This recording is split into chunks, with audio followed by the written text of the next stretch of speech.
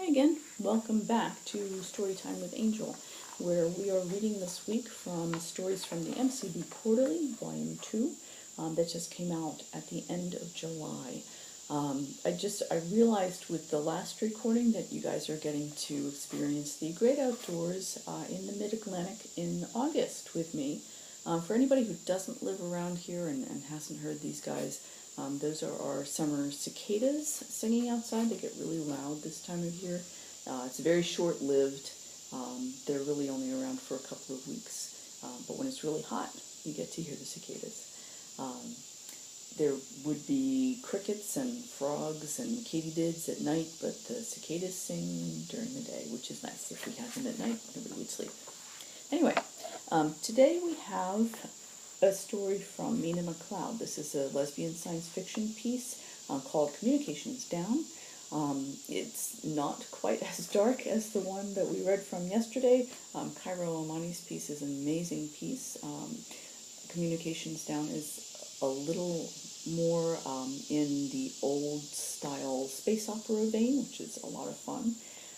So we have some folks who have gotten themselves stranded on a planet that's perhaps not as hospitable to human life as one could wish. So, Communications Down, Mina McLeod, from the MCB Quarterly, Volume 2.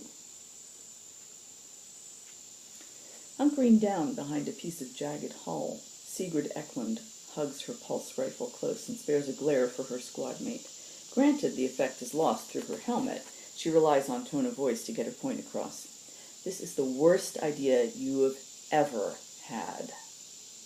From her own shelter behind something that used to be a generator, Zara Levis makes a helpless gesture with one hand, the other keeping a tight grip on her own plasma rifle.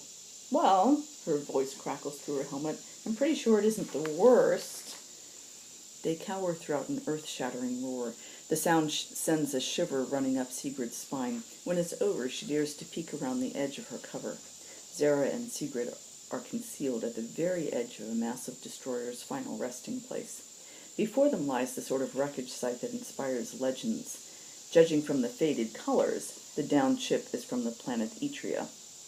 Its sheer size has left pieces of it wedged deep into the earth, some standing as tall as buildings. It would be easy to get lost in the sea of scrap metal, and easier still for dangers to lurk within it. Sigrid catches a glimpse of the beast, a large gray monstrosity with far too many teeth. She retreats back into hiding immediately. Her pulse rifle is fully charged and ready to go, but she hesitates. There's a good chance that some valuable equipment is lying around that wreckage. Rushing in, guns blazing, puts that precious equipment at risk. That was some nice scouting, by the way, she says. Part of her regrets the jab immediately. It's only been a couple of weeks since they split up. The chain of command, coupled with their history, is still a bit awkward to navigate despite their professionalism. Sure enough, she can see Zara bristle from the corner of her eye. Hey, excuse me! How was I supposed to know this scrapyard was already claimed by the gray iguanas? Sigrid doesn't bother pointing out that finding things like giant monsters is part of Zara's job description. Iguanas don't have that many teeth. So what do we do? Zara hefts her weapon, ostensibly ready for a fight, but she sounds uncertain. Unless you think this planet has an abundance of scrapyards for us to pick through, we can't go back empty-handed. It's Sigrid's job to make these kinds of decisions. She glances quickly around, taking in what she can of the wreckage's layout and trying to gauge a path through it. The imposing red mountain stands tall beyond the sea of scrap. Not even an Etrian destroyer could make it bow. I'll go for it. What? Zara chokes. We need a working communication system, she says simply. This wreckage site is the only chance we've got. If there's even one here, Zara gestures to the generator she's using as cover. Look at all this scrap. This destroyer went down hard against the mountain. There might not be anything worthwhile still intact. Sigrid is aware of that, but hearing it from Zara is even more demoralizing. Unless you want to stay here and open a petting zoo with that monster, try and have a little faith. She peeks around the metal again. The monster is still there, almost as though it knows they haven't left. It lifts its huge head, sniffs, nostrils flaring. Can they smell sweat? Zara asks. She huffs out nervous laughter. You don't think you can smell me through my hard suit, do you? I don't even know what they are. Sigrid takes a deep breath and stands up straight. Okay, you distracted. What? With what? Dancing? Just distracted. I'm gonna make a beeline for, well, she frowns. The debris from the fallen destroyer is fairly localized in this area, but Sigrid hasn't been able to determine the location of what used to be the cockpit. That would be the most likely place to find a salvageable communication system. Very likely there were more aboard the destroyer, but the time it would take to sift through the remains is a luxury they can't currently afford.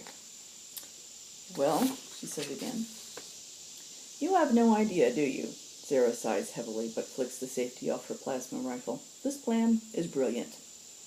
If I manage to find an Ansible device, you may live to tell about it. Now keep that thing busy. Without wasting another moment, Sigrid abandons her cover and charges through the sea of debris. She hugs her rifle close to her chest, sprinting as quickly as her legs can carry her. Behind her, the monster roars, no doubt furious that this metallic red blur has escaped its watch. Sigrid doesn't turn around, not even when she hears Zara engage, firing her weapon into the air and shouting colorful obscenities. Sigrid keeps an eye out as she runs, trying to spot anything that might have contained a communications device or parts of one. At this point, reduced to their most basic components, the chunks of metal are nearly indistinguishable from one another. The scrapyard itself is practically a maze. How a single destroyer managed to make so much wreckage is a question for another time. Sigrid weaves around the makeshift walls of metal, becoming more frustrated by the second. The further she goes, the more trapped she feels. Facing a monster with her back to an unforgiving mountain isn't how she wanted to spend her day. She nearly runs right into a second gray monster. Sigrid rounds a corner and stops short, boots skidding along the charred dirt. You have got to be kidding me. This one is identical to the lizard-like creature guarding the edge of the wreck. When it raises its head, Sigrid figures it must be nearly 4 meters tall. Even from her vantage point, she can tell its hide is thick, folds of leathery skin stretched over powerful muscles. Its dark eyes blink, settling on her as she swallows hard. It has seen her. Its maw opens, saliva dripping from rows of teeth onto the dirt below. She fires as soon as it starts to move. The plasma bolt catches the beast on the knee, singeing the flesh. The creature roars in pain, or perhaps anger, and Sigrid takes the opportunity to turn tail. There are 2 of the great creatures here, which means there are probably more lying around. Whatever these things are, they have made a nest out of the wreckage. Excuse me. Footsteps thunder behind her, but Sigrid doesn't look back. Abort! She shouts into her wrist com. It warbles uncertainly, and Sigrid hopes Zara can hear her. Abort! Back to the cruiser! Lost in the maze of scrap metal, the wreckage feels more like a forest now. Sigrid keeps running, trying to recall if she turned left or right before giving up and just escaping. She holsters her rifle, using her arms to propel her movement, legs pumping and hard suit creaking as she pants. Sigrid weaves around every piece of metal she passes, trying to confuse the creature chasing her.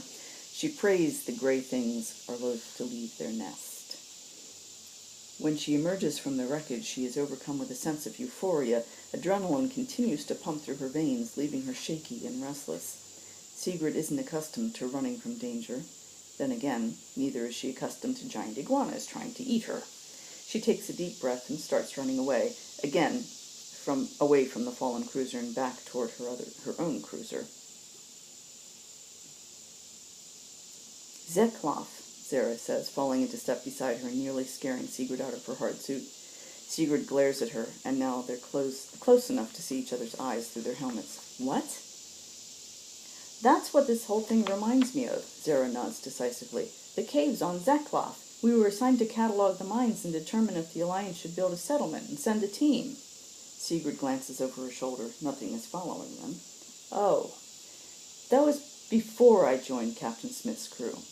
Before us, she adds mentally. Right, Zara says, as though she's just remembered. So, giant monsters? Oh, the ones on Zeklov weren't giants, or even monsters, really, but they sure gave us a scare when they flooded the mine we were in. Sigrid rolls her eyes. Let me guess, you didn't see hide nor hair of them when you scouted either. Zara grumbles something under her breath. You know, scouts don't actually have X-ray vision. Pity. Once they're a comfortable distance away from the destroyer crash site, Sigurd slows to a walk. Zero follows suit, punching some data into the wrist-com built into her metallic blue hardsuit. I'm going to recommend that visitors to Nelkron 2nd stay away from the mountains and giant gray monsters, and that they take care of geomagnetic storms upon entry. And take care not to have a malfunctioning cruiser, Sigurd adds. That too. Alright, that's Communications Down by Nina McLeod. It's a really fun lesbian science fiction story that is in the MCB Quarterly Volume 2 that we just released July 31st. That's out there at the Mischief Corner Books website, at Amazon, All Romance, all the usual suspects. I will have, obviously, the links below. Go ahead and take a look at that. It has a lot of great stuff in it. And we're hoping to have one more issue this year with some other really, really cool stories that we've had come in. So check it out. Thanks for coming. Thanks for listening.